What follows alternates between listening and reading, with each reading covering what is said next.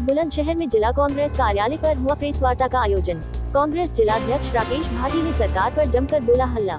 आम चुनाव से पहले रसोई गैस के दाम घटाने पर उठाया सवाल, बताया भाजपा का चुनावी लॉलीपॉप स्टंट। राकेश भाटी ने कहा कि सरकार ने रसोई गैस के दाम बढ़ाकर देश की जनता की जेब पर डाला अब तक डाका और अब भाजपा सरकार रसोई गैस के दाम कम करके आमजन को भ्रमित कर रही है, मतदाताओं को लुभाने के लिए लॉलीपॉप दे रही है ताकि कहीं चुनावी समीकरण न बदल जाए। घोसी उपचुनाव में भाजपा की हार पर बोले जिलाध्यक्ष, ये अभी शुरुआत है, घमंडिया लोग हारेंगे और इंडिया जीतेगा।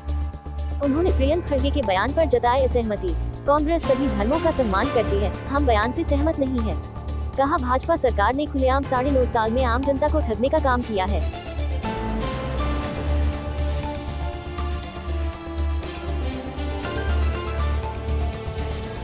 यही है, मैंने जो अभी बताया कि जो इस सरकार ने 9.5 साल में एलपीजी और जो ये आम आदमी की जो ज़रूरत की चीज़ें हैं उन पर जो लोगों की आम आदमी की जेब पर जो 9.5 साल तक ये डाका डालते रहे हैं और मात्र 200 रुपये की चुनाव से पहले ये रेवड़ी के रूप में 200 रुपये की कटौती करके दिखा के जो ये वाही लूटना चाह रहे हैं, हम उसका पर्दाफाश करने के लिए आ गए हैं।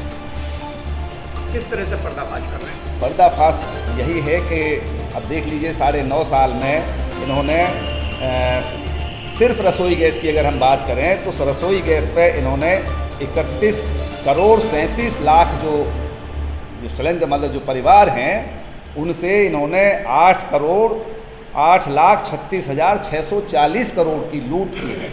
मतलब इतना इन्होंने ये कहते हैं कमाया है, वो आम आदमी की जेब से लूटा है। तो ये लगभग आप कह सकते हैं कि 8 लाख 33 हज़ार करोड़ से भी ज़्यादा इन्होंने लूटा है लोगों से। तो ये दिया कुछ नहीं है, इन्होंने लूटा ही लूटा है। चुनाव से पहले 200 रुपये की कटौती करना ये एक सिर्फ भ्रम है, जाल है और मतदाताओं को लुभाने का एक काम है और कुछ नहीं। आपने सरकार पर अभी आरोप लगाया है कि रसोई गैस के दामों को लेकर के जनता को लूटा गया है, तो ये लूट तो बराबर 9-9.5 साल से चली आ रही है। आपको अब ये लूट क्यों दिखाई दी है चुनाव से ऐन पहले? इसलिए दिखाई दी है कि इन्होंने चुनाव से ऐन पहले जो 200 रुपये की कटौती की है, जो ये लोगों को एक लुभाने का काम कर रहे हैं कि हमने 200 रुपये कम किए हैं, ये मात्र एक बहुत छोटा हिस्सा है। जो इन्होंने 9.5 साल तक 400, 500, 600 रुपये इन्होंने कमाए हैं। इन्होंने जो अपने जो इनके जो दोस्त हैं, जो इनके मालिक हैं, इन कंपनियों को जो मालिक हैं, उनको कमवाया है और उसमें ये शामिल रहे हैं।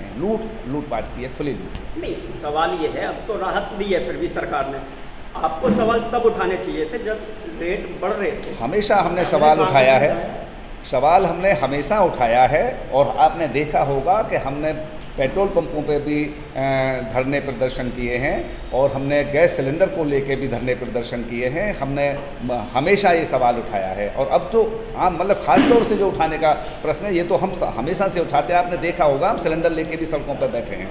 हमने पकौड़ियाँ भी मतलब जो है सड़कों पर मतलब एक चूल्हे पर बनाई हैं। हमने ऐसा नहीं है कि इनका मतलब हमने विरोध नहीं किया है, लेकिन अब ख़ास तौर से जब चुनाव आ रहा है तो इनको क्या ज़रूरत पड़ी 200 रुपये की कटौती करने की?